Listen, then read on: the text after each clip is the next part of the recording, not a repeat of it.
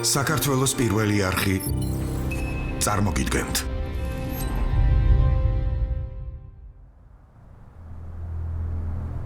რაც ყოფილა, იგივე იქნება და რაც მომხდარა, იგივე მოხდება. არაფერია მზის ქვეშ ახალი. ეკლესიასდე.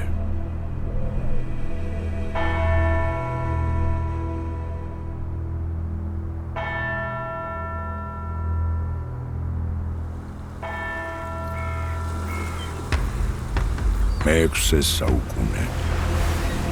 გეოპოლიტიკური ინტერესების გზაჯვარედინზე მდებარე ქართული სამეფოები გლობალური დაპირისპირების ეპიცენტრში იმყოფებიან.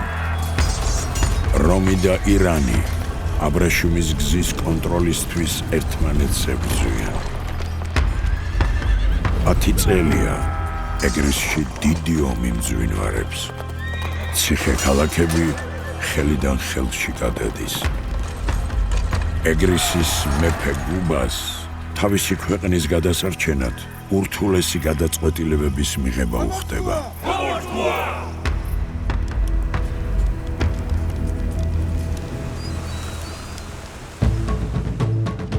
$551 წლის გაზაფხულზე, როგორც კი გზები გაიხსნა, ირანელთა სარდალი მერმეროე მაშინვე პეტრას გადასარჩენად დაიძრა და ბესას დაუდევრობის გამო ეგრისში დაუბრკოლებლად გადავიდა. თუმცა პეტრას დაცემის ამბავი რომ შეიტყო, გეზი იცვალა და ჯარი ციხე გოჯისკენ მიაბრუნა.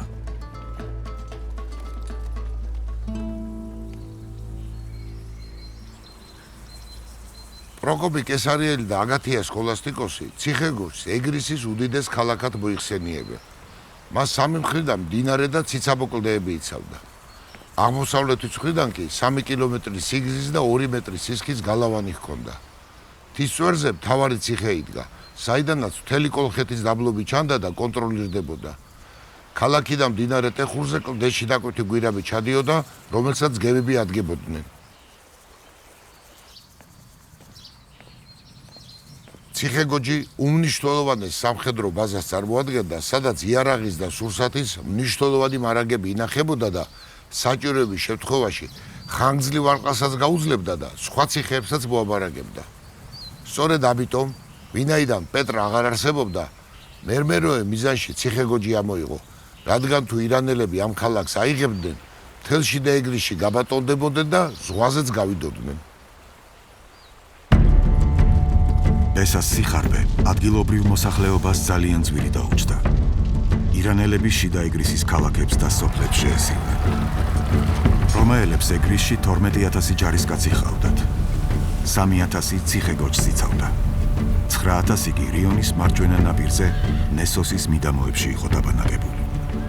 მერმეროემ პირველ რიგში ამ 9,000-იანი შენაერთის განადგურება გადაწყვიტა. ამიტომ ციხე გოჯს გვერდი აუქცია და მეციხოვნეებს შეუთვალა. დამელოდეთ, ჯერ თქვენიანებს მივესალმები და მალე დაგიბრუნდებითო. იხტიბარი არ ციხე გოჯის მეციხოვნეება გაიტეხეს. წადი, მაგრამ თუ ჩვენებს გადაეყრები, იცოდე უკან ვეღარ დაბრუნდებიო. თუმცა როდესაც ნესოსში დაბანაკებულმა რომაელებმა შეიტყვეს მერმეროე ჩვენზე მოდისო, შეშინებულებმა ბანაკი დატოვეს და რიონის მეორე ნაპირზე გადაინაცვლეს. რა სურსათიც ნავებში არ ჩაეტიათ, მტერს რომ არ დარჩენო და მდინარეში გადაყარეს.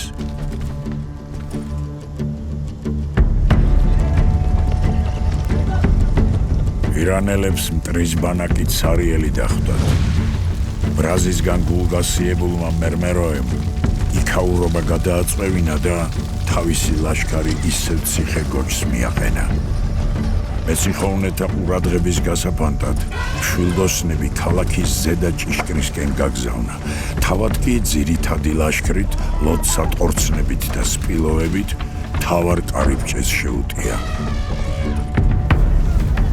ირანელებმა გალავანზე მყოფ მეციხოვნეებს ისრები ისეთი გამალებით დაუშინეს, რომ კონგურებიდან თავს არ აყოფინებდნენ. რომაელებს შავი დღე დაადგებოდათ, მაგრამ მეთაურებმა ოდონაქემ და ბაბამ ხერხი იხმარეს. გალავნიდან ყველა მებრძოლი ჩაიყვანეს და კარიბჭესთან საბრძოლო რაზმი მოაწყვეს. ცარიელი კონგურების შემხედვარე ირანელებმა იფიქრეს, უკვე გავიმარჯვეთ და საცა ჭიშკარს გაგვიღებენო. ამ დროს თავარი ჭიშკარი მართლაც გაიღო. ირანელებს ეგონათ, მტერი გუნებდებაო და ამ დროს მოულოდნელად ქალაქიდან ყიჟინით გამოვარდნილმა რომაულმა კოჰორტამ მარჯვნივ და მარცხნივ უმოწყალო ხოცვა ჟლეტვა დაიწყო. შიშისა და დაბნეულობისაგან ირანელებმა წინააღმდეგობის გაწევის უნარი დაკარგეს და გაქცევა დააპირეს, თუმცა არც ეგ გამოუვიდათ. წინარიგები უკანებს მიაწყდნენ და ატყდა ზედახორა. ამასობაში ამხელა გზაზე წვალებით ჩამოყვანილი ერთ-ერთი საბრძოლო სპილო დაიჭრა. ყალყზე შედგა, მიტრიალდა და თავისიანებს დაერია. დაიწყო პანიკა. გაშმაგებული რომაელები გაქცეულებს ფეხ მიჰყვებოდნენ და დაუნდობლად კაფალდნენ. ირანელებს შავი დღე გაუთენდათ. 4000 ჯარისკაცი და მათ შორის 3 სარდალი დაეღუპათ. ამასთანავე რომაელებმა ხელთ იგდეს 4 დროშა, რომლებიც საჩუქრების მოლოდინში მაშინვე იმპერატორს გაუგზავნეს. ციხე გოჩთან დამარცხებულმა მერმეროემ მოხირისისკენ დაიხია და ვინაიდან ზამთარი კარს იყო მომდგარი, სასწრაფოდ ქუთაისის ციხეს სიმაგრეში აკეთებინა. მან ასევე ქუთაისთან ახლოს მდებარე ძალიან მნიშვნელოვანი უქიმერიონის ციხე-სიმაგრის ხელში ჩაგდებად შეძლო. უქიმერიონის მდებარეობის შესახებ სხვადასხვა ვარაუდი არსებობს და არ არის გამორიცხული, რომ იგი დღევანდელ მოწამეთას მონასტრის ადგილას მდებარეობდა. ქუთაისის და უქიმერიონის დაკავების შემდეგ ირანელებმა სვანეთი და ლეჩხუმი მთლიანად მოსწყვიტეს ეგრის, რომლის დიდ ნაწილსაც ასევე ირანი აკონტროლებდა. გუბაზმა თავისი ცოლშვილით და გარემოცვით თავი სამეგრელოს მთებს შეაფარა. რომაელები კი ციხე გოჩში და კიდევ რამდენიმე ადგილას იყვნენ გამაგრებულები. მერმეროემ ქუთაისში 3000 ჯარისკაცი დატოვა. გარნიზონი ჩააყენა უქიმერიონშიც, ხოლო თავად შორაპანში გამოიზამთრა და იქიდან ცდილობდა გუბაზ მეფის და სხვა მეგრელი დიდებულების გადაბირებას. თემში გახიზნულ გუბაზის მომხრეებს ზამთარში ძალიან გაუჭირდათ. შიმშილისა და სიცივისაგან ბევრი სიკვდილის პირას მივიდა. მერმეროემ ამით ისარგებლა, ზოგს სურსათი გაუგზავნა, ზოგს ხელშეუხებლობას დაპირდა და ამით ნაწილის გადაბირება მოახერხა. როგორც ასეთ ვითარებაში ხდება ხოლმე, უზარმაზარ იმპერიებს შორის მოქცეული ეგრისი ორ პოლიტიკურ ბანაკად გაიყო. მიუხედავად იმისა, რომ მეფე გუბაზი რომაელებს მიემხრო, რომელთა თავგასულობით აღშფოთებული მოსახლეობის ნაწილი მაინც ირანელებს ამჯობინებდა, ოღონდ მათ დამის სიყვარულის გამო კი არა. არაბედ ამ ორი ბოროტებიდან იმას ირჩევდა, რომელსაც ნაკლებად იცნობდა. მერმეროემ მუქარითა და შეგონებებით აღსავს ეწერილი მეფე გუბაზსაც გაუგზავნა. არწმუნებდა, რომ ეგრისი დამოუკიდებლად ვერ იარსებებდა, ვინაიდან საყოველთაო მსოფლიო წესრიგი ძალას ეფუძნება და სუსტი ძლიერს უნდა მორჩილებდესო. ირანელთა სარდლის სერიალის შინაარსი პროკოპი კესარიელმა შემოგვინახა.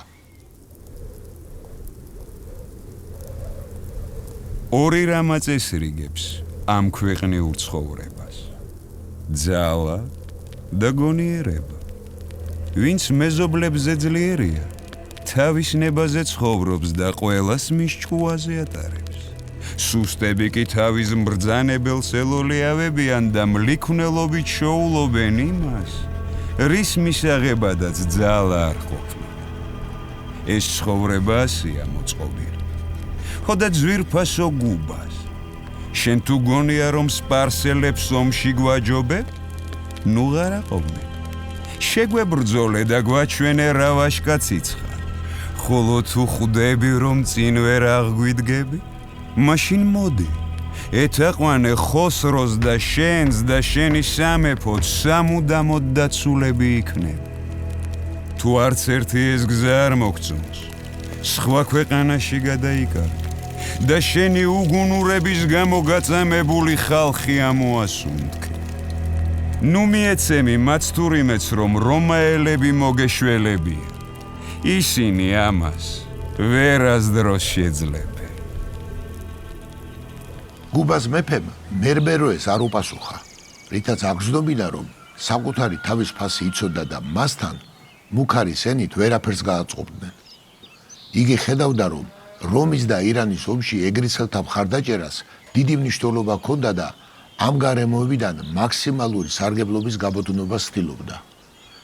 მერმეროეს შემონათვალი რომ სამყაროს ძალა მართავს და სუსტი ძლიერს უნდა ემორჩილებოდესო, ყველა იმპერიისთვის უნივერსალურ დოქტრინას წარმოადგენდა და ირანი რომ ერთადერთი ზესახელმწიფო ყოფილიყო, ეგრისში სხვა გზა არც ექნებოდათ. მაგრამ მაშინდელ მსოფლიოში ირანის გარდა კიდევ იყო რომი, რომელიც ასევე მსოფლიო ბატონობისთვის იბრძოდა და ეგრისის მოკავშირეობა ორივე იმპერიას სჭირდებოდა. გუბას მეფე საკუთარი სამეფოსთვის საარსებო სივრცის შენარჩუნებას სწორედ ამ ფაქტორის გამოყენებით ცდილობდა. 552 წელს იმპერიებმა მეორე 5 წლიანი ზავი დადეს.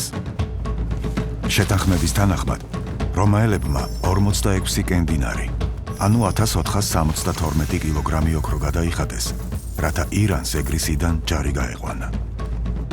თუმცა როგორც კი ოქრო ჩაიბარა, ხოსრომ ეგრისის დატოვების ნაცვლად მაშინვე ჰუნები დაიკირავა, მერმეროეს ბლომად სპილოებიც მიაშველა და ეგრისიდან რომაელების განდევნა დაავალა.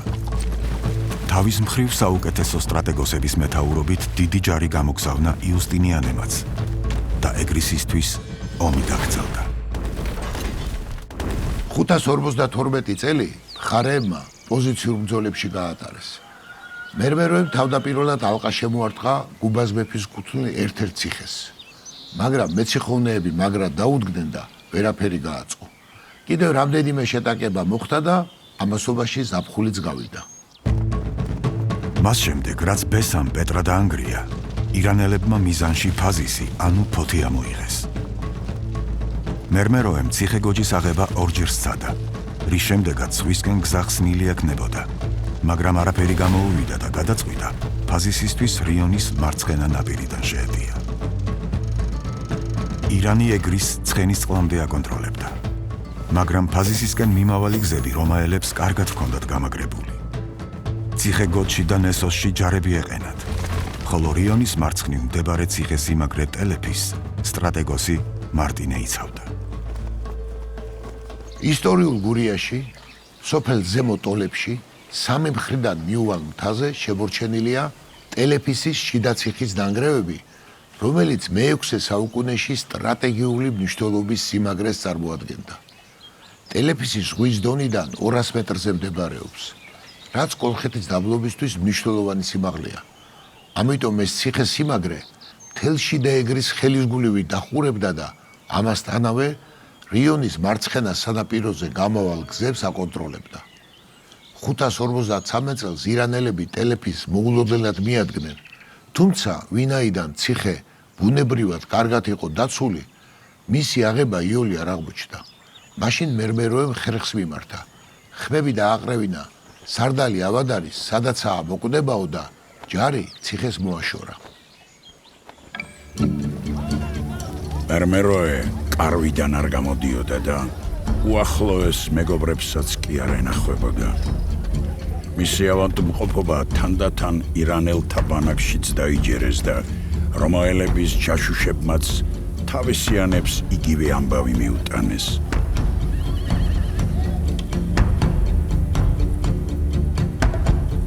ვინაიდან ირანელები უმოქმედოდ იდგნენ, ყურადღება რომაელებმაც მოადუნეს. ცოტა ხნის შემდეგ ხმა გავრცელდა, მერმეროე მოკვდაო. ირანელებმა გლოვა გამოაცხადეს, რომაელებმა გადაწყვიტეს თავს აღარავინ დაგვესხმებაო და მახლობელ სოფლებში დროს ტარებას მიჰყვეს ხელი. ამასობაში მერმეროე გაფაციცებით აკვირდებოდა მოვლენებს და როცა დარწმუნდა, ჩემი სიკვდილი დაიჯერესო, ერთ დღესაც თავისიანებს სახსალამათი გამოეცხადა და იერიშის დაუყოვნებლივ დაწყების ბრძანება გასცა.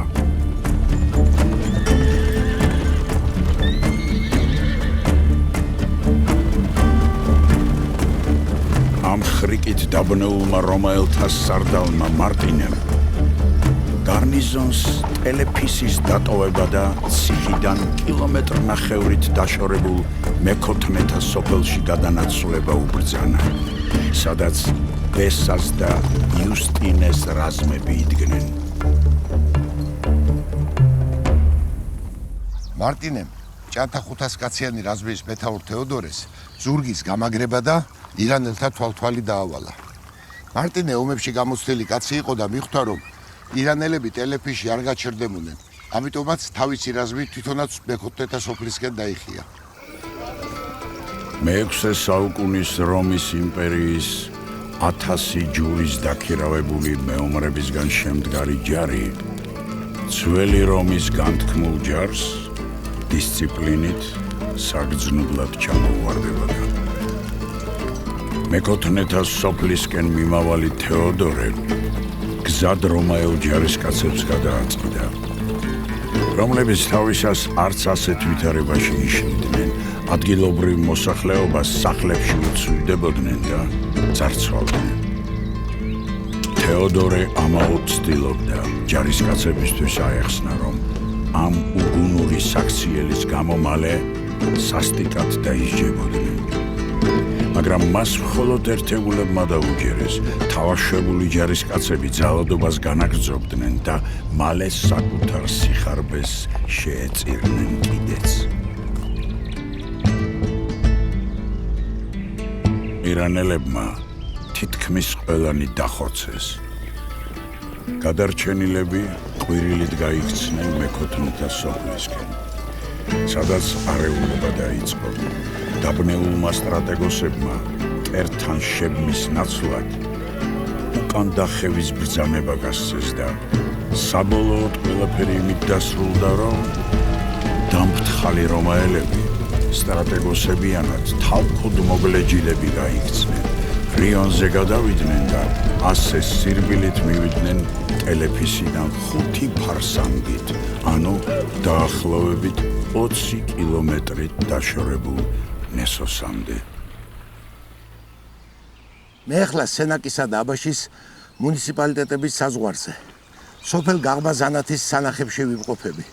ჩემ მარცხნივ დინარე აბაშაა, ხელმარჯვნივ დინარე ტეხურა, აქეთ გვერდზე კი სოფელი ისულა. ეს ორი დინარი აქ ერთმანეთს უერთდება და სულ ახლოს, სულ რაღაც 5 კილომეტრში დინარე რიონში ჩაედინება. ბუნებისაგან შექმნილ ამ შუა მდინარეში დღეს სოფლის ყანებია და ამაზე მშვიდობიან ადგილს ადამიანი ძნელად თუ წარმოიდგენს. აი მე-6 საუკუნეში კი აქ რომაელთა დიდი და მრისხანე სამხედრო ბანაკი იყო გათავსებული, რომელსაც ნესოსი ეწოდებოდა. ტელეფისის ციხე-სიმაგრესთან ერთად ირანელებმა რომაელთა ახლო მდებარე ბანაკი და მთელი მათი ავლადიდებაც ჩაიგდეს ხელთ. თუმცა მერმეროემ ტრის დევნა აღარ განაგრძო, რადგან შიშობდა, რომ ეგრისის სიღრმეში მრავალრიცხოვან ჯარს ვერ გამოყვებავდა.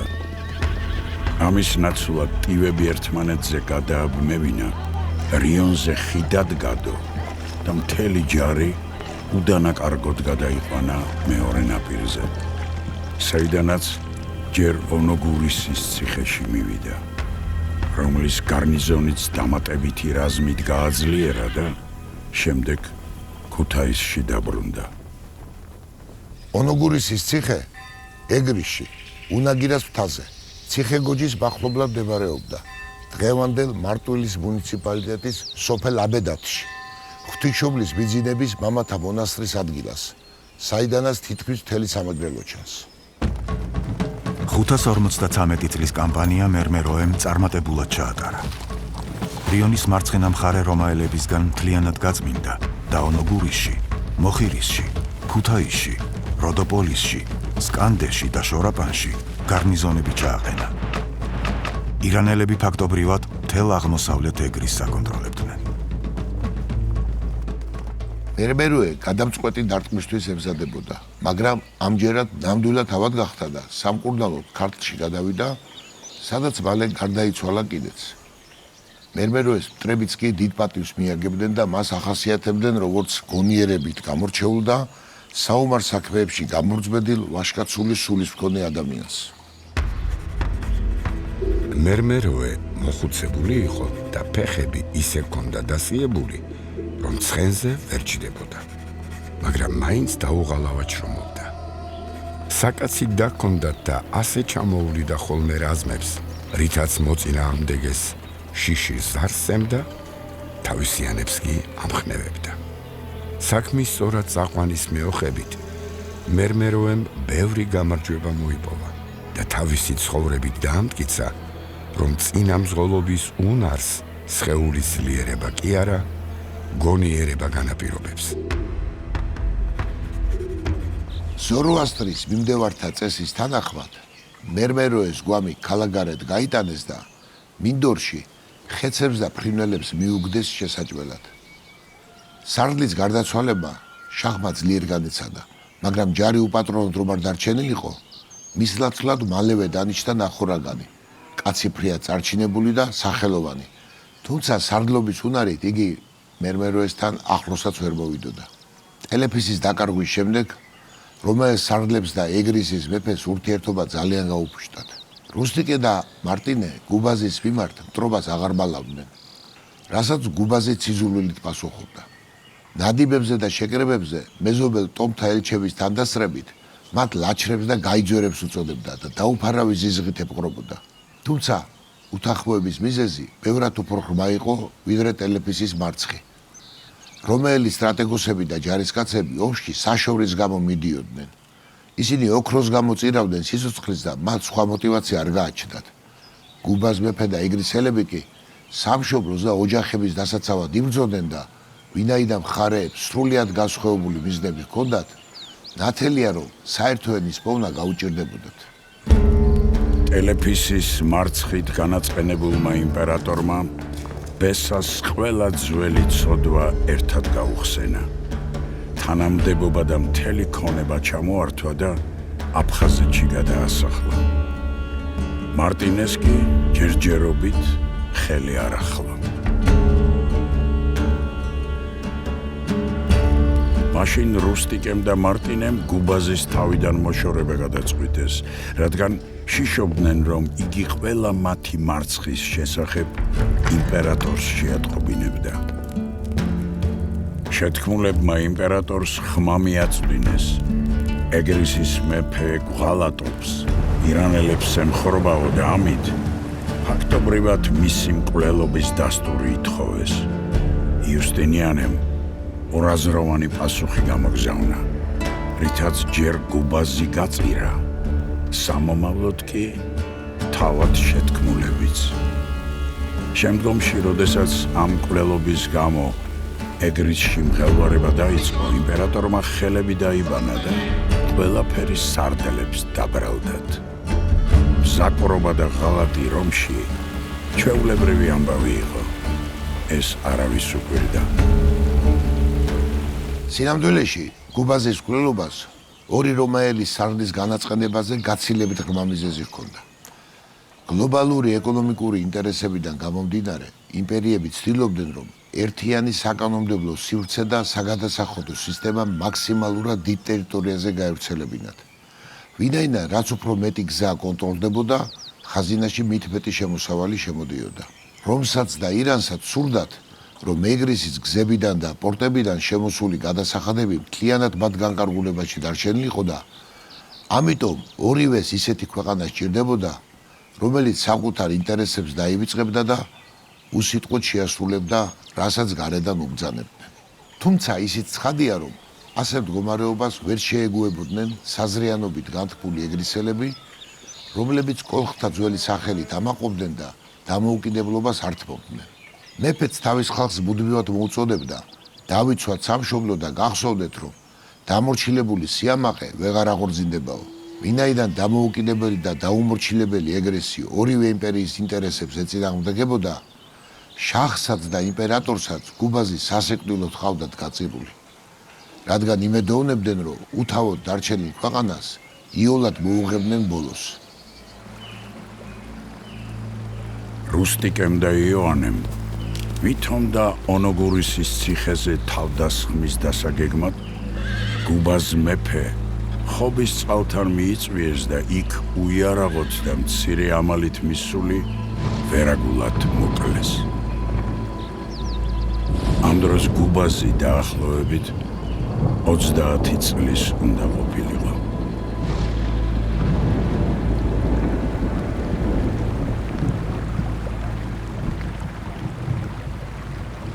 კვლელობის შემდეგ მარტინემ და რუსტიკემ ონოგურისის ციხის აღებას სცადეს იმ იმედით, რომ იმპერატორი გამარჯვებულებს აღარ დაждდათ, მაგრამ სასტიკად დამარცხდნენ და რომაელებს რაც კი სურსათი, ძვირფასეულობა და ქონება გააჩნდათ, ყველაფერი ირანელებს დარჩათ.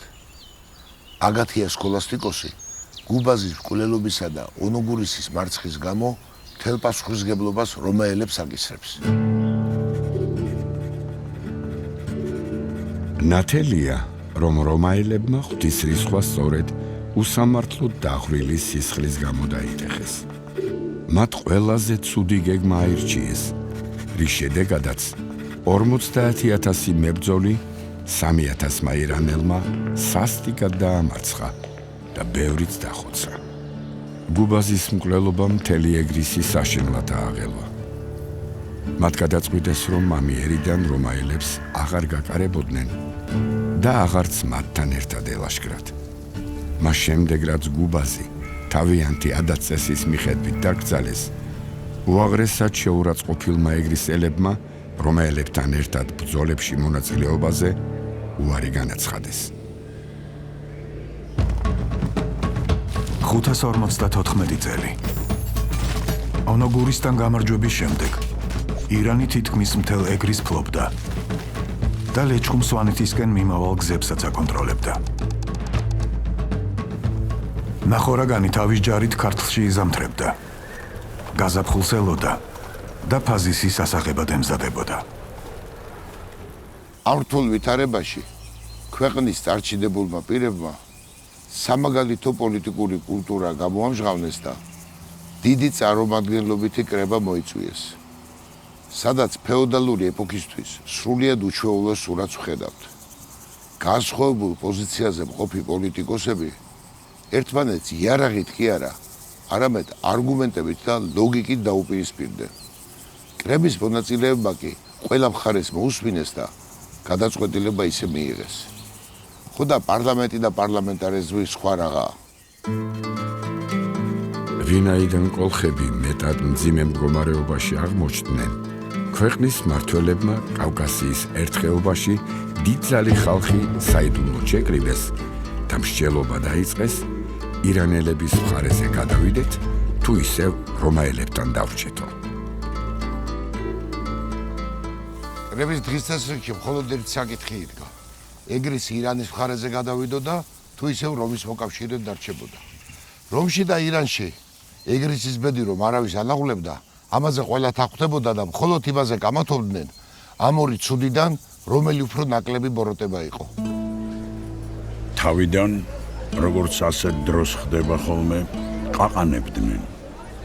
ყველა თავისას გაიძახოდა და ერთმანეთს არ უსმენდნენ. შემდეგ დიდებულებმა კრებას მოუწოდეს, სიწყნარე დაიცავით და გამომსვლელებს ყური დაუგდეთო.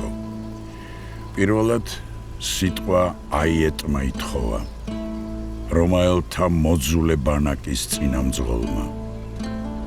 მე ვინატრებდი კოლხეთის სახელმწიფოს, მისი ძველი ძლიერება დაუბრუნდეს. სხვისი დახმარება არ სჭირდებოდეს და როგორც ომიანობის, ისე მშვიდობიანობის დროს მხოლოდ საკუთარ თავს ეყრდნობოდეს. თუმცა ვინაიდან ჟამთა ტრიალისა თუ ბედის უკუღმართობის გამო ისე დავუძლურდით, რომ სხვათა ხელქვეითნი გავხდით, ვფიქრობ უმჯობესია იმათ ხელში ვიყოთ, ვინც ჩვენთვის უფრო კეთილის მსურველი, ვინც ურყევად იცავს კეთილგანწყობას თავისიანებისა და მოკავშირეთა მიმართ. აიეტმა კრების მონაწილეებს რომაელთა მიერ ჩადენილი უსამართლობები შეეხსენა. ხომ ყველა ვიცით რომ სინამდვილეში გუბაზი გაიძვერა იმპერატორმა მოკლევინა. ჩვენ კი დავსხდარ ვარ და იმაზე ვჯელოთ, ტრებად ჩავთვალოთ ისინი თუ მოყრებადო. აიეტმა დამაჯერებლად ისაუბრა და კრება თითქმის დაარწმუნდა რომ ერთადერთი სწორი საქციელი ირანის მხარეზე გადასვლა იქნებოდა. ჩვენ თუ ამ ბოროტ მოქმედებას უყურადღებოდ დავტოვებთ და გულხელდაკრეფილ ნივის ხდებით. უნდა ვიცოდეთ რომ რომაელები არ მოგვეშვებიან და მომავალში უფრო თავხედურად აგვხდიან ნამოს. რომაელებს წინათაც ბევრჯერ მოუყენებიათ შეურაცხყოფა, მაგრამ ჩვენ განდგომა მაინც არ გვიფიქრია, რადგან მდგომარეობა ასე თუ ისე მოსათფენი იყო. ახლა კი ჩვენი ყოფა აუტანელი გახდა. და თუ გსურს რომ გონიერი ადამიანები გვერქვას, ჩემი აზრით ამ უწმინდური საქმის ჩამდენთ აუცილებლად უნდა შევებრძოლოთ. ასეთ დანაშაულს მხოლოდ ლაჩრები თუ შეეგუებიან, რომლებიც თავისი სიმხდალითა თუ უქნარობით სახელმწიფო საქმეებისადმი დაუდევრობას იჭენენ. სირცხვილი იქნება თუ ჩვენს მეფეს დავივიწყებთ და მკვლელებს პირფერობას დაუწყებთ. ის რომ ახლა აქ იყოს საყვედურით აგვავსებთ, რადგან იმის ნაცვლად რომ ეს ბოროტ მოქმედები დიდი ხნის წინ გაგვეძებებინა, დღესაც ამ მიწაწყალზე დაიარებია. ვინაიდან გუბაზი ჩვენ შორის ვეღარ გამოჩნდება და ვერც სიტყვით მოგმართავს, ამიტომ თქვენ თავად წარმოიდგინეთ იგი. თითქოს ამ კრებაზე გვესწრებ, მკერდზე და კისერზე მიყენებულ ჭრილობებს გვიჩვენებს და გვევედრება რომ მტერს სამაგიერო მიუსხათ. როდესაც სპარსელები ჩვენი გადაწყვეტილების შესახებ შეიტყობენ, ჯეროვ ამ პატივსაც მოგვაგებენ და ჩვენთვის იბრძოლებენ კიდეც. გარდა ამისა, ჩვენი სახით ისინი მოკავშირედ შეიძენენ უაღრესად გამოსადეგ ქვეყანას და მნიშვნელოვან ჯარს, რაც მათ ფულს და ქონებას ურჩევნია. მაშინ უღარ ვაყოვნებთ და მივიღოთ სწორი და სამართლიანი გადაწყვეტილება, რითაც უდიდეს სახელს მოვიხვეჭთ. აგათია სკოლასტიკოსი ამბობს, რომ რაიმე სიახლით მოხიბლული ადამიანები ძველი შეცვლას ისე იწყებენ, არ ანგარიშობენ მათ ამ ნაბიჯს რა შედეგი მოხვებაო. ამ შემთხვევაშიც ასე მოხდა. აიეტის სიტყვის მოხიბლულმა კრების მონაწილეებმა მაშინვე ირანის მხარეზე გადასვლა მოინდომეს. ამ დროს სიტყვა ითხოვა სიბრძნითა და პატიოსნებით განთქმულმა ფარტაზმა. ვიდრე არ მომისმენთ, გადაწყვეტილებას ნუ მიიღებთო. ეგრისში ფარტაზს დიდ პატივს სცემდნენ, ამიტომ კრების წევრები სმენად იქცნენ. უძლეველი რამ არის მჭერმეტყველება და იგი თითქმის ყველა სამარცხებს. თუმცა ეს სრულიადაც არ ნიშნავს, რომ წარმტაცად ნათქვამ სიტყვებს რეალობაზე დაფუძნებულ გონიერ ნააზრევს ვერ დაუპირისპირებთ. იმ ნათქვამს კი არ უნდა დაუჯეროთ თავისი მოულოდნელობით და უჩვეულობით, რომ მოგხვიბლავს. არამედ იმას, რომელიც მართლაც მიზანშეწონილი და სასარგებლოა.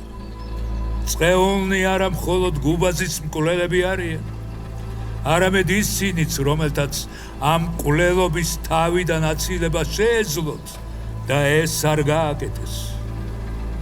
წყეულია ყველა, ვინც ამ მკვლელობით გაიხარა, ან ამ დანაშაულს გულგრილად შეხვდა.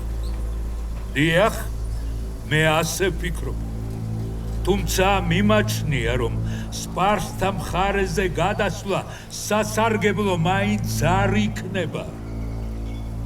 რომაელების მიერ ჩადენილი უკანონობა არ ნიშნავს, რომ მშობლიურ წესებს ჩვენც უნდა გამოვეთხოვოთ და იმის ნაცვლად, რომ ეს ვერაგობა დავგმოთ, თავად გავხდეთ ვერაგები.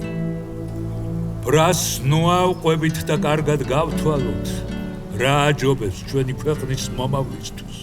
უგუნურნი წარსულში გადატანილ უბედურებათა გამო მოსთქვამენ. გონიერნი კი ბედის უკუღმატრიალის მიზეზების შეცნობას ცდილობენ და მომავლის იმედს არ კარგავენ. აიეტი გვარწმუნებს, რომაელთაგან უფრო მეტი უბედურება მოგველისო.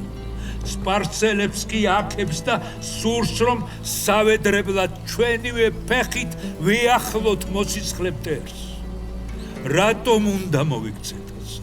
როცა თავად რომაელებიც არ მალავენ და აღიარებენ, რომ მკვლელობა რუსტიკემ და მარტინემ ჩაიდინესო. ჩემი აზრით, დიდი შეცდომა იქნება თუ ორი კაცის გამო საზოგადოებრივ კანონებს დავარღვევთ და სახელმწიფოს კურსს მთლიანად შევცვლით. ყველაზე უფრო ცუდი კი ის იქნება, რომ ასეთი საქციელით შევბღალავთ ჩვენ სარწმუნოებას და წმინდა საიდუმლოთა უმციკლოებას. რა უნდა იყოს იმაზე მძიმე, როდესაც სპარსელები საღვთო წესების შესრულებას აგვიგრძალავენ, მაშინ ხომ ცოცხლები ვიქნებით და ამავე დროს მკვდრებიც.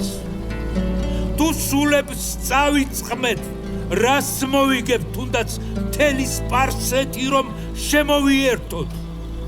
ხოდა კოლხებო, აბა რის გამო უნდა გადავიდეთ სპარსთა მხარეს, თუ ისინი მაინც ჩვენს მტრებად დარჩებიან?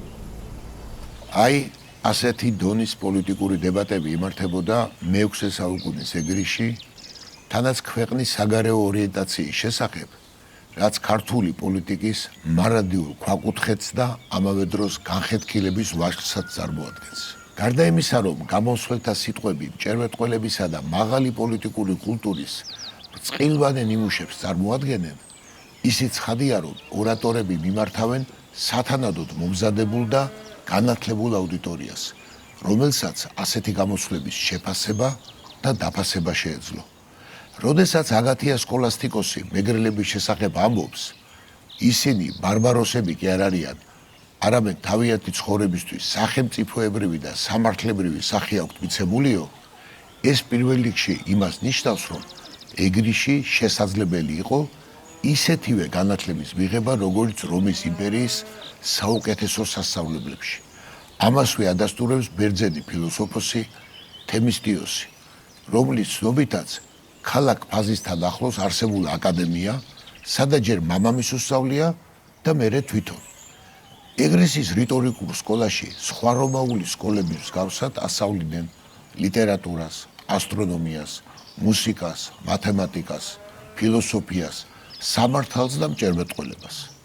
ამასთანავე ეგრისის ქალაქებში გახსნილი იყო დაწყებითი სკოლები, რომლებიც ყმაწვილებს უმაღლესი სკოლისთვის ამზადებდნენ. იმაზეც დავფიქრდეთ თუ რამდენად შევძლებთ სხვის მხარეზე გადასვლას, როდესაც თავზე გვადგანან რომაელები, რომელთაც ამდენი ჯარისკაცი ჰყავთ დარაზმული საუკეთესო სტრატეგოსების მეთაურობით. მათი სასჯელის თავიდან ასაცილებლად საკუთარი ძალები არ გვეყოფა.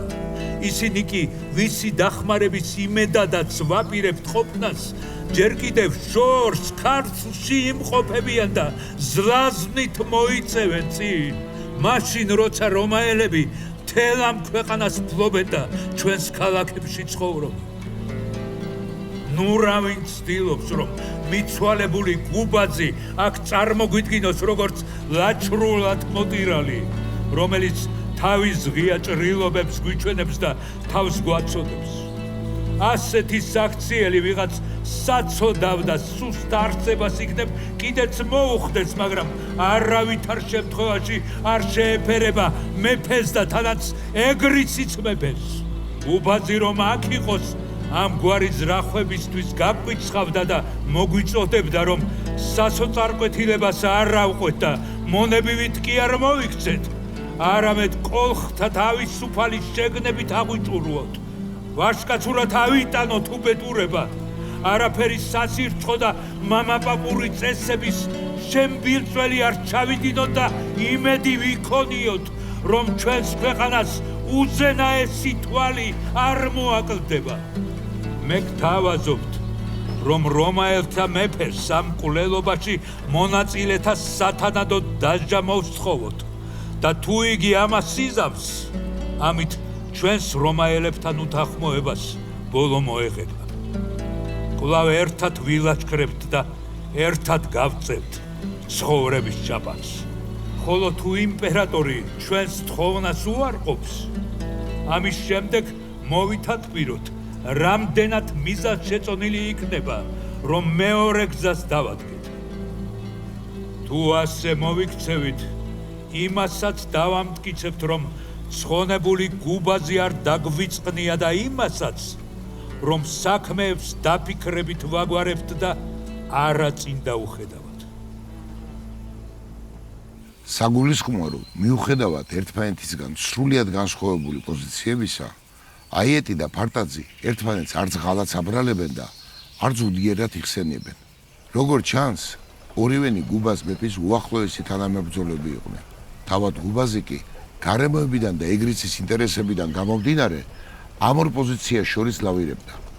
რასაც აიეტი რომაელებზე ამბობდა, რასაკვირველია სრული სიმართლე იყო. ისევე როგორც სიმართლეს წარმოადგენდა ფარტაძის ნათქვამი ირანელების შესახებ. და მაინც ქრისტიანული რომი ეგრის არსებობის და განვითარების გაცილებით ფართო სივრცეს უტოვებდა, ვიდრე ცეცხლთაყვანისმცემელი ირანი. იმპერატორმა გუბაზის მკვლელობის გამოსაძიებლად საიმპერატორო დარბაზის ერთ-ერთი პირველი პირი ათანასე გამოგზავნა, რომელსაც მომხდარის დაწვრილებით შესწავლა და რომაული კანონების მიხედვით გარჩევა დაავალა.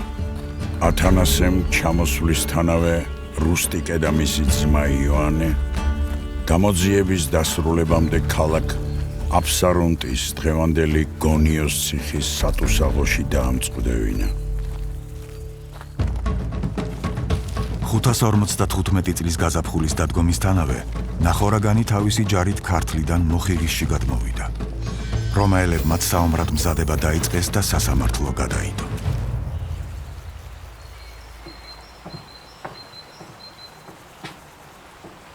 იუსტინიანემ მეგრელთა მოთხოვნა აღასრულა და წათე სამშობლოში გამოისტუმრა.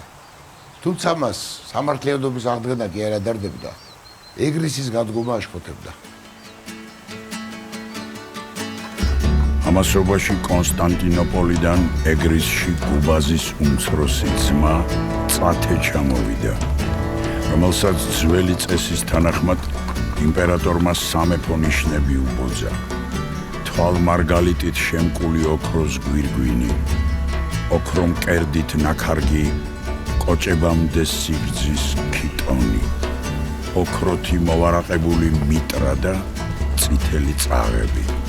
ეგრისში შემოსულ წათეს რომაელი სტრატეგოსები მთელი თავისი ჯარით მიეგებნენ და სათანადო პატივისცემით წინ წარუძღვნენ. ეგრისის მთელი მოსახლეობაც გზებზე იყო გამოფენილი და მეფეს მოაცილებდა.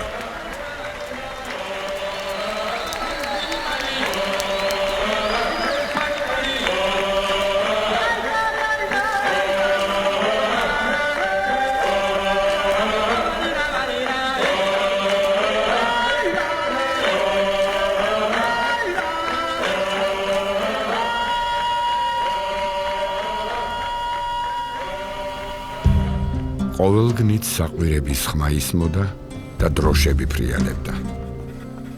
ზეიმი იყო მეტად ბრწყინვალე და უფრო მეტად გაზვიადებული, ვიდრე ეს ეგრისის სამეფო შეეპერებოდა.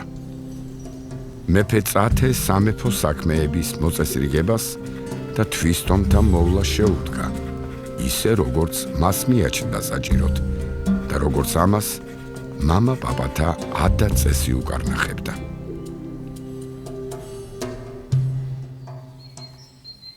აგათიას სქოლასტიკოსის სიტყვებიდან ჩანს, რომ წათეს დახვედრის ზეიმს ორივე მხარე თავისებურ დატვირთვას ანიჭებდა. რომაელებს იმის დემონსტრირება სურდათ, რომ ეგრისი მათი გავლენის სფეროს წარმოადგენდა. მეგრელები კი მეფის დახვედრის საგანგებოდ აღნიშნით ხაზს უსვამდნენ, რომ ეგრისი დამოუკიდებელი სახელმწიფო იყო. ამასობაში ნახორაგანის 60,000-იანი ჯარით ნესოსსა და რიონს შორის დაბანაკდა და რომაელთა სტრატეგოს მარტინეს ზავი შესთავაზა. ოღონდ იმ პირობით, რომ რომაელებმა ეგრისი დატოვეთო. თავის მხრივ მარტინემ ირანელებს უპასუხა, თქვენ თვითონ დაბრუნდით ქართლშიო. ცხადი იყო, რომ ამ მოლაპარაკებებს შედეგი არ მოჰყვებოდა. სინამდვილეში ირანელები ეშმაკობდნენ და ზავის დადებას კი არ აპირებდნენ. საპორტო ქალაქ ფაზისზე შეტევისთვის ემზადებოდნენ. მოლაპარაკება მხოლოდ დროის მოგებისთვის ჭირდებოდათ. მაშინდელი ქალაქი ფაზისი, ანუ ფოთი, მდინარე რიონის შესართავთან, მის მარცხენა ნაპირზე, პალიასტომის ტბასა და ზღვას შორის მდებარეობდა. იგი ნესოსიდან 6 ფარსანგით, ანუ დაახლოებით 25 კილომეტრით იყო დაშორებული. ნახორაგანმა ისარგებლა იმით, რომ ნესოსში მყოფი რომაელები ირანელთა ზურგს უკან მოქცეულ რიონის მონაკვეთს ვეღარ აკონტროლებდნენ და ვიდრე მოლაპარაკებები მიდიოდა, დაახლოებით იმ ადგილას, სადაც დღეს რიონზე აბაშისა და ლანჩხუთის მუნიციპალიტეტების დამაკავშირებელი სამანქანო ხიდია, ურმებით მოტანილი ნავები მდინარეში ჩააშვებინა და ზეთხიდი დააგებინა. ერთჩვენიერ დღეს დილით რომაელებს მათ წინ გაშლილი ირანელთა ბანაკი цаრიელი დახვდათ. ნახორაგანი მთელი თავისი ჯარით რიონის მარცხენა ნაპირზე გადასულიყო და ფოთისკენ მიიჩქაროდა. ირანელები ფოთზე შეტევას სამხრეთის მხრიდან გეგმავდნენ, საიდანაც მდინარე ხელს აღარ შეუშლიდათ.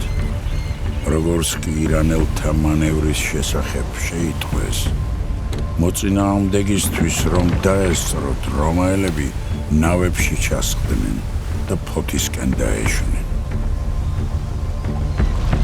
ირანელებმა რიონი ნავებითა და მორებით გადაღობეს და მდინარეში სპილოები ჩააყენეს.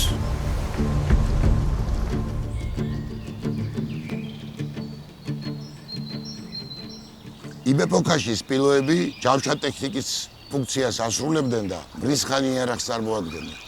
თუმცა ბედის ირონიით, ისევე როგორც ციხე-გოშთან, ირანელები აქაც საკუთარმა სპილოებმა დაღუპეს. როდესაც რომაელებმა დაინახეს, რომ მდინარით ვეღარ გაივლიდნენ, ნავები შეაბრუნეს და ნიჩბები დინების საწინააღმდეგოდ მოუსვეს. ძალიან გაუჭირდათ, თუმცა ორის გარდა სამშვიდობოს ყველა ნავმა გააღწია. იმ ორი ნავის მეზღვაურები კი წყალში გადახდნენ და თავისიანებამდე ცურვით მივიდნენ. რომაელები და ეგრისელები დინარის მარჯვენა ნაპირს დაუყვნენ და ირანელებს ფოთში მაინც ჩაასწრეს. გარნიზონმა და მოქალაქეებმა გალავნის წინ გათხრილ არხში პალიასტომიდან წყალი მიუშვეს და მასში ზღვიდან დიდი სატვირთო ხომალდები შეაცურეს, რომელთა ანძებზე ნავები ჩამოკიდეს, სადაც მშვილდებით, შურდულებით და სატყორცნი მანქანებით შეიარაღებული მეომრები ისხდნენ და მტერს ზემოდან ესროდნენ.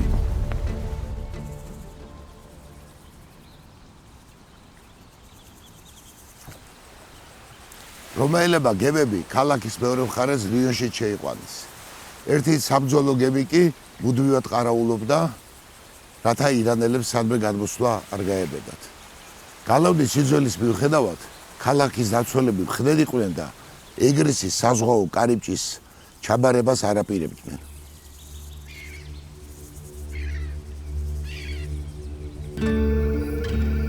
ფოთისთვის ბრძოლა ირანელებისთვის უიღბლოდ დაიწყო. რამდენიმე დღის წინ რომაელების მიერ დაკარგული 30 ნიჩბიანი ნავი ნაპირთან ეყენათ და ზედ ჯარისკაცებს ეძინათ. ღამით დინება გაძლიერდა. ხუზის ბაგერი გაწყდა და მტრის მძინარე მებრძოლებით სავსე ნავი ისევ რომაელებთან მიცურდა.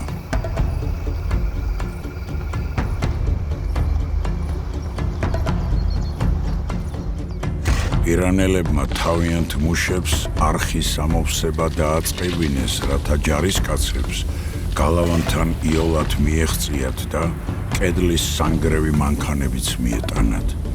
ბევრი ქვა და მიწაც ჩაყარეს, მაგრამ არ ეყოთ და ხე-ტყეს შორიდან ეზიდებოდნენ, ვინაიდან ქალაქის გარშემო რაც კი სოფლები, მგზავრთა გასაჩერებელი სადგომები და შენობები იყო, რომაელებმა ყველაფერი გადაწვეს.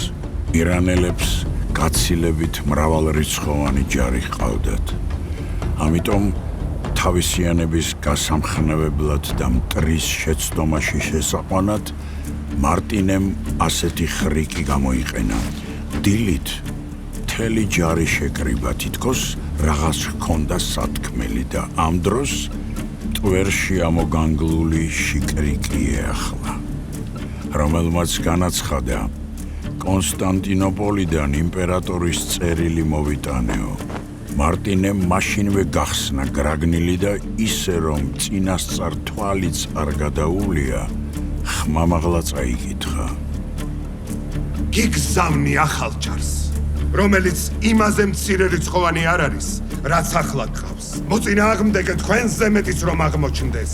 რაოდენობით იმდენად მაინც ვერ გაჯობებთ, რამდენადაც თქვენ აჯობებთ მას ვაჟკაცობით. ასე რომ მცირე რიცხოვნებასა და მრავალ რიცხოვნებას შორის მუდამ იქნება წონასწორობა. გულმოდგინედ მოეკიდეთ საქმეს და ჩვენც არაფერს მოგაკლებთ, რაც თქვენთვის საჭიროა. მარტინეს გარდა წერილში არავის ჩაუხედავს, ამიტომ არავინ იცის სინამდვილეში იქ რა ეწერა. ჯარმა კი ის მოისმინა, რაც სტრატეგოსმა წაიკითხა. ვიღაცებმა იკითხეს იმპერატორის მიერ გამოგზავნილი ჯარი სად არისო, რაზეც შიკრიკვა მიუგო. აგერ 4 ფარსანგის მანძილზე, ანუ 16 კილომეტრში, მდინარე ნეუკნესთან დავტოვე ისვენებენო. მდინარე ნეუკნე დღევანდელი მალთაყვა უნდა იყოს. მარტინემ განრისხება გაითამაშა და განაცხადა, იმ ჯარს მე აქ არ მოვუშვებ. ჯობს ახლავე გატრიალდნენ და შინ წავიდნენ, რადგან ჩვენი მებრძოლები საცამ მტერს კისერს მოსტეხენ და გამოდის რომ დამხმარე ჯარი ასე უწვალებლად ჩვენს თანაბარ სახელს მოიხვეჭს, რაც დიდი უსამართლობა იქნებაო. შემდეგ მარტინემ ჯარს მიმართა. განა თქვენს ასე არ ფიქრობთ ჯარისკაცებო და ნადავლის მოპოვების იმედით ფრთაშესხმული ჯარისკაცების სარდალს ერთხმად დაეთანხმნენ. ისინი დარწმუნებულნი იყვნენ, რომ მტერს იოლად დაამარცხებდნენ და მხოლოდ იმაზე წუხდნენ, ნადავლში ვინმე არ შეგვეცილოსო. მარტინემ 2 კურდღელი დაიჭირა. რომაელებს გული მიეცათ, ირანელები კი დაბრთხნენ, ვაითო ბრძოლამ ორ ფრონტზე მოგვიწიოსო. ნახორაგალმა მარტინეს ხრიკი დაიჯერა, ჯარი ორად გაყო და ცხენოსანთა დიდი რაზმი იმ გზაზე ჩაასაფრა, საიდანაც რომაელების დამხმარე რას მოელოდა. თავად კი იერიში წამოიწყო, დათან ტრაბახობდა, დღესვე მთელ ქალაქს გადაუბუგაო. ნახორაგალს ფაზისის აღება იოლად ესახებოდა, ვინაიდან ხიზველი გალავანი ალაგ-ალაგ ჩამონგრეული იყო. ხოლო მის წინ გაშლილ ველზე დიდი ჯარის გაშლა შეიძლებოდა. გამარჯვებაში დარწმუნებულმა ტყის საჭრელად გაშვებული მუშებიც გააფრთხილა. როგორც კი კვამს დაინახავთ, ეს იმის ნიშანი იქნება, რომ გალავანს ცეცხლი უკიდია და მაშინვე გამოიქეცით, რათა ქალაქის ძარცვაში ჩაერთოთო. სტრატეგოსი იუსტინე არ ელოდა, რომ ირანელები იერიშს იმ დღესვე დაიწყებდნენ და დილა ადრიან 5000 ჯარისკაცის თანხლებით ქალაქის სამხრეთით მდებარე ყაზარში სალოცავად გაემართა. ისე მოხდა, რომ იუსტინეს ამალა და იერიშზე გადასული ირანელები ერთმანეთს ასწდნენ. ქალაქის კედლებთან სასტიკი ბრძოლა დაიწყო. ცა ისრებმა დაფარა. ზოგი მანქანებს მოათრევდა, ზოგი ხის გალავანს ჩეხავდა, სხვები გალავნისთვის საძირკვლის გამოთხრას ცდილობდნენ. რომაელები მეტგრად იდგნენ. თითქოს იმის დამტკიცება სურდათ, რომ დამხმარე ჯარს მართლაც არ საჭიროებთო.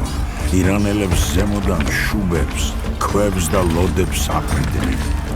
მუზარადებს და ფარებს ალეწავდნენ და სანგრევი მანქანების კედელთან მიტანის საშუალებას არ აძლევდნენ.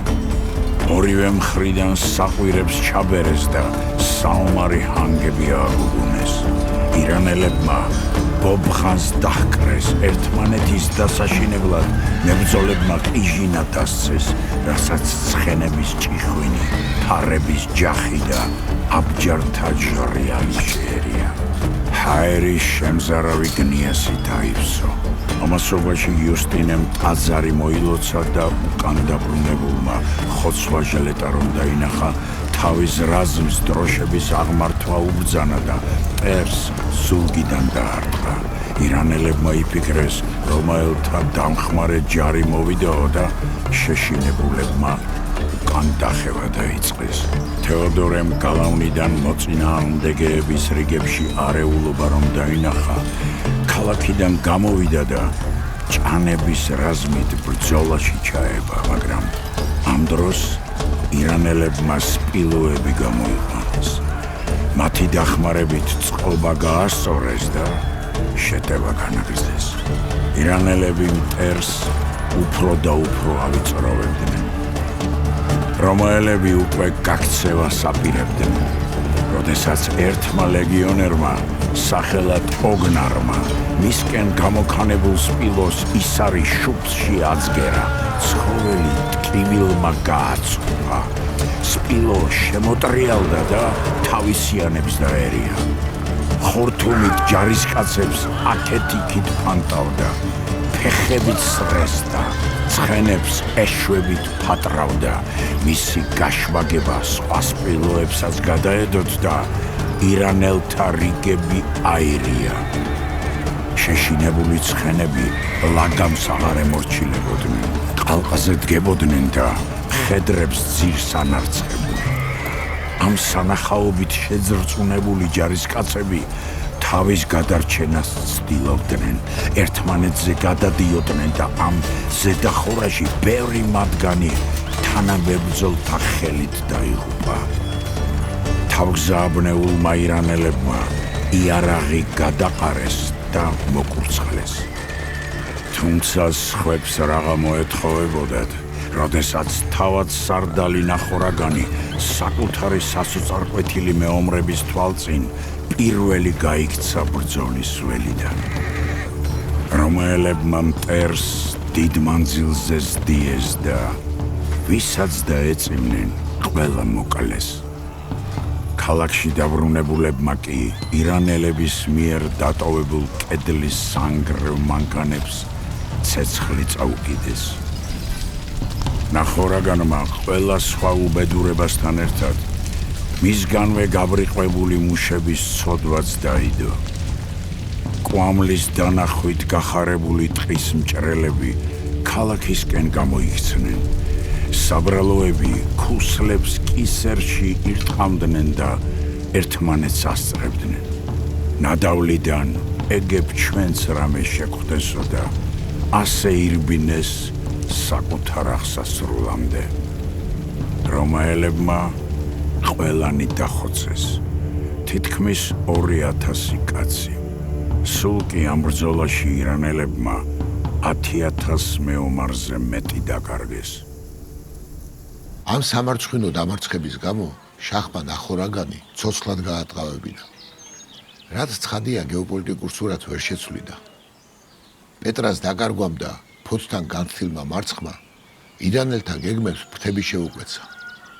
რომაელები ზღვაზე ბატონობდნენ და სურსათი და საომარი მასალები ჯარს იოლად ამარაგებდნენ, რაც გზის სირთულიდან გამომდინარე ირანელებს ძალიან უჭირდათ.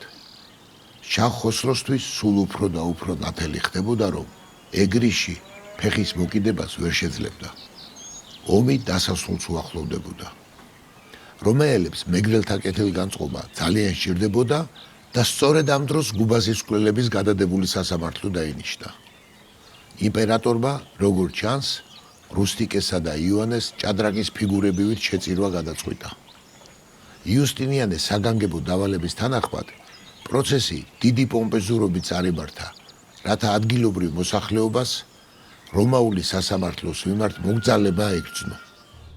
სასამართლოს ბევრი ხალხი დაესწრო. ძვირფასი ქლამიდით შემოსილი იმპერატორის წარმომადგენელი ათანასე შუაში ამაღლებულ ადგილზე იყო დაბრძანებული. მის დაბლა სასამართლოს მოხელეები ისხდნენ, რომელთაც სწრაფი წერა და სხვადასხვაობით კითხვა ემარჯვებოდათ. საგანგებოდ გამოწყობილი წესრიგის მცველნი გოროზი მზერით აკვირდებოდნენ სასამართლოს მსვლელობას. ზოგი მათგანი ბოხმიანი მაუწყებელი იყო, ზოგიც წესრიგის დამრღვევთა გამმათრახებელი. ჯალათებს მოტანილი ჰქონდათ კისერზე დასადები რკინის ჯაჭვები, ბორკილები და სხვა საწამებელი იარაღები. სატუსაღოდან მოყვანილი რუსტიკე და იოანე მოსამართლის მარცხნივ დააყენეს. მარჯვნივ ბრალმდებელი წარჩინებული კოლხები იდგნენ, რომელთაც ბერძნული ენა კარგად იცოდნენ. ბრალმდებლებსა და ბრალდებულებს შორის სიტყვიერი პაექრობა დაიწყო. რუსტიკე და იოანე ამტკიცებდნენ, რომ გუბაზი ირანელების მხარეზე აპირებდა გადასვლას და ამიტომ მოკალითო. კოლხები კი პასუხობდნენ. გუბაზის მოღალატეობა არავის დაუმტკიცებია და არც რომაული და არც ბარბაროსული სამართალი არ ცნობს, რომ ადამიანი ჯერ მოკლა და ბრალი ამის მერე წაუყენო. რომელი კანონი მოიწონებს, რომ ჯერ განაჩენი გამოუტანო ადამიანს და ბრალდება მერე წაუყენო? თუ ასეთი რამ ნებადართულია, ჩვენც საკუთარი ხელით მოვკლავდით ამ სისხლის მსმელებს და შემდეგ უკვე მიცვალებულებს მოვსთხოვდით პასუხს. მაგრამ თუ კი კანონების საფუძველზე ვაპირებთ ცხოვრებას, არც ჩვენ და არც სხვა ამგვარი რამ არ უნდა გავბედოთ. თუ ყველა მსურველი სასამართლოს გარეშე გადაწყვეტს საკუთარი მტრების დახოცვას, ასეთი რამ განუკითხაობამდე მიგვიყვანს და თავისუფალი განსჯის შესაძლებლობა აღარ გვექნება. როდესაც ეს ქვეყანა ირანელების სათარეშოდ იყო გამხდარი და თქვენი დამხმარე ძალები იგვიანებდნენ, ვინ იყო ის, ვინც კავკასიონის მწვერვალებზე გადასახლდა, სადაც თითქმის ველურ ცხოვრებას ეწეოდა, იმის ნაცვლად, რომ მტერს დამეგობრებოდა და განცხრომით ეცხოვრა. ეს იყო გუბაზი, რომელიც არავითარ გაჭირვებას არ უშინდებოდა, როდესაც ეს თქვენთვის აუცილებელი იყო და ახლა მას ირანელთა მომხრეობასა და რომაელთა ღალატს სწამებენ. სად ახართ კანონებო? სად არის სამართალი? სასამართლოზე დამსწრე კოლხთაგან ზოგმა ბერძნული არ იცოდა და ისინი საქმის ვითარების შეტყობას ბრალმდებლების გამომატყველებით ცდილობდნენ. ამიტომაც როცა ბრალდებელმა სიტყვა დაასრულა და მსაჯულმა დრო ითხოვა დაფიქრებისთვის, ხალხი ჯერ ბუზღუნით გამოხატავდა უკმაყოფილებას და ბოლოს აყვირდა, რატომ ახლავე არ მიყავთ დამნაშავეები დასასჯელადო. მაგრამ ბრალმდებლებმა ხელების ქნევით შეაწყვეტინეს ხმაური. სიჩუმე რომ ჩამოვარდა, შუაში რუსტიკე გამოვიდა. ბედმა გვიმუხთლა და იმის ნაცვლად, რომ ძვირფასი ჯილდოებით დავმტკბარიყავით, სიკვდილით დასჯა მოგველის. თუმცა ჩვენ დიდ სიამაყეს გვგრის ეს სამსჯავრო, რადგან ყველა კარგად გაიგებს, რომ მოღალატის და ტირანის მოსპობა ჩვენი წყალობით მოხერხდა. ჩვენ წავალთ ამ ქვეყნიდან, მაგრამ გზად ნუგეშად წაყვება, რომ კოლხების ბატონებად რომაელები დავტოვეთ. ბრალმდებლები ბევრს კვირიან, საშინელი ბოროტმოქმედება ჩაიდინეთ, მეფე რომ მოკალითო. თუმცა ის, ვინც მოვკალით, ფარულად გვისევდა სპარსელებს. და განაუმჯობესი არ იყო, რომ მისთვის დაგვესწრო, ვიდრე მტერს ხელში ჩავვარდნოდით. დიახ, გუბაზი ჩვენ მოვკალით. მერე რა მოხდა აქ საშინელი? თუ ჩვენ მოღალატე და მტერი მოვიშორეთ. მთელი ეს ბარბაროსული მოდგმა, თუმცა რომაელთა ქვეშევრდომია, მაგრამ თავისი მსოფლო მხედველობით ძალიან შორს დგას ჩვენგან. რომაული კანონების სიმწყობრე ამძიმებს მათ და ისინი მუდმივად გადატრიალებებისა და აჯანყებებისკენ ისწრაფვიან. გუბაზსაც ყველა ეს თვისება სჭირდა. ის ხომ წარმოშობით ბარბაროსი გახლდათ და ამ მოდგმისათვის დამახასიათებელი მზაკვრობით იყო დასნეულებული. იმან ისე წარმოიდგინა თავი თითქოს მართლაც მეფე ყოფილიყო და უფლება ჰქონდა ქვეყანა თავისი ნებისაებრ ემართა. მან გაცილებით უფრო ამაყად და უხეშად მოგვიგო უარი ვიდრე ეს დაქვემდებარებულ ქვეშევრდომს შეეფერებოდა და სტრატეგოსებს მუდამ სიძულვილით გვიცქერდა. თუმცა კოლხებს ვეზიზღებით, მაგრამ სინამდვილეში მეფისა და რომაელთა ერთგულები ვართ და თავზე არ დავისვამთ იმათ, ვინც ცდილობს მახე დაგვიგოს.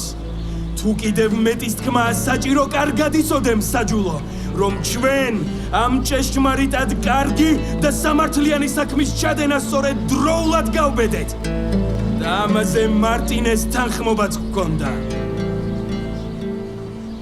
რუსტიკეს სიტყვებიდან კარგად ჩანს, რომაელი მოხელეები როგორი ქედმაღლური სიძულვილითაც იყვნენ გამშვალული ადგილობრივი მოსახლეობის მიმართ. მათ მხოლოდ ისეთი ეგრესი სჭირდებოდათ, სადაც ყველა ბრძანებას დაუფიქრებლად შეასრულებდნენ. აგათია სქოლასტიკოსი საგანგებოდ აღნიშნავს, რომ კოლხი ბრავდებელი ყველა უბედურების სათავედ სწორედ რომაელთა ქედმაღლობას მიიჩნევდაო. გონიერ ადამიანს მოეთხოვებოდა, რომ კარგი მოპყრობით თავისკენ მიეზიდა უცხო და ჯერ კიდევ უცნობიერები. ამათ კი თავისი საქციელით რომაელთა მტრებად გადააქციეს ისინიც კი, რომლებიც წინათ მათი მეგობრები იყვნენ. მათი ბრალია, რომ ჩვენი მტრის მხარეზე გადავედით, რომ ეს ქვეყანა ირანელთა ხელშია. მშობლიური წესები მივიწყებულია და ყველაფერი არასწორად მიმდინარეობს. რუსტიკე მართალს ამბობდა. სხვა ვითარებაში ამ მკვლელობისთვის თვითონ და მისი ძმა შესაძლოა მართლაც უხვად დაეჯილდოვებინათ, მაგრამ ამჯერად იმპერიის ინტერესებიდან გამომდინარე ორივეს სიკვდილი მიუსაჯეს. დამნაშავეები ჯორებზე შესვეს და ქუჩებში ჩაატარეს, რაც კოლხებისთვის შემაძრწუნებელი სანახაობა გამოდგა. ისინი არანაკლებ განაცვიფრა გზირმა, რომელიც სიკვდილ მისჯილებს წინ მიუძღოდა და შემზარავი ხმით გაჰყივდა. კანონის გეშინოდეთ. კანონის გეშინოდეთ. კანონის გეშინოდეთ. ბოლოს კი, როდესაც დამნაშავეებს ყელები გამოსჭრეს, ადამიანები მათ მიმართ სიბრალულითაც კი განიფშვალნენ. ამგვარი სანახაობრივი სასამართლო ბუნებრივია დიდ შთაბეჭდილებას გვახდენდა ადამიანებზე, რომლებიც ასეთ რამეს შეჩოვლები არ იყვნენ. აგათია სქოლასტიკოსი აღნიშნავს, რომაული სასამართლო კავკასიის ძირში იმიტომ მოიწვიეს, რათა კოლხებს რომის იმპერიის სიდიადე ებრძნოდო. ამასობაში რომსა და ირანს შორის საომარი მოქმედებები შეწყდა. შაჰ ხოსრომ როგორც იქნა დაიჯერა, რომ ეგრისის დაპყრობას ვერ შეძლებდა. 556 წელს კონსტანტინოპოლში ელჩობა გაგზავნა და მხარეებმა მოლაპარაკება დაიწყეს. 562 წელს ძველმა მეტოქეებმა 50 წლიანი ზავი დადეს. ეგრისი რომის გავლენის სფეროში დარჩა, ქართლი ირანის. თუმცა ორივე ქართული სამეფოს პოლიტიკურ ორიენტაციას ქრისტიანული სარწმუნოება განაპირობებდა და ეგრისიც და ქართლიც, როგორც წესი, სოფლმხედველობრივად ახლობელი რომის მოკავშირეობას ამჯობინებდნენ. 562 წელს დადებული ზავით დღემოკლე გამოდგა. ირანმა და რომმა იქამდე იომეს, ვიდრე ერთმანეთი საბოლოოდ არ გამოფიტეს. ამასობაში მუჰამედ წინასწარმეტყველმა ცალკეულ ტომებად დაგსაქსული არაბები ისლამით გააერთიანა და არაბთა სახალიფო მსოფლიოს უდიდეს და უძლიერეს იმპერიად იქცა. ქართულ სამეფოებს საკუთარი ინტერესების დაცვა ახლა უკვე ამუზარ-მაზარ ცივილიზაციასთან ჭიდილში უწევდათ. არაბების შემდეგ კიდევ ბევრი მოვიდა და წავიდა, მაგრამ ქართლმა და ეგრისმა ყველა გეოპოლიტიკურ ქარტეხილს გაუძლეს. მამული, ენა და სარწმუნება შეინარჩუნეს და საბოლოოდ ერთიანი ქართული სახელმწიფო შექმნეს. თუმცა ეს უკვე შემდეგი ისტორიაა.